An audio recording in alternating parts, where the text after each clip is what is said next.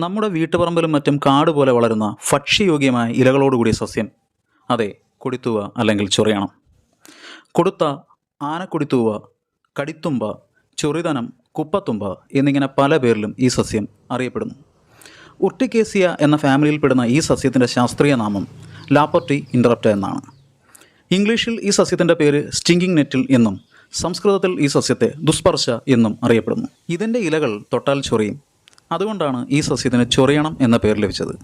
ഇലകൾ തൊട്ടാൽ നമുക്ക് ചൊറിച്ചിൽ അനുഭവപ്പെടുമെങ്കിലും ചൂടുവെള്ളത്തിലിട്ടാൽ പിന്നീട് ചൊറിയില്ല. മഴക്കാലത്താണ് ഇവയെ ധാരാളമായി കാണപ്പെടുന്നത്. രക്തദൂഷ്യം വഴിയുള്ള ചർമ്മ ആരോഗ്യ പ്രശ്നങ്ങൾക്ക് ഇത് നല്ലൊരു മരുന്നാണ്. ശരീരത്തിൽ അടിഞ്ഞുകൂടുന്ന ടോക്സിനുകളെ നീക്കം ചെയ്യാൻ ഈ സസ്യം സഹായിക്കുന്നു.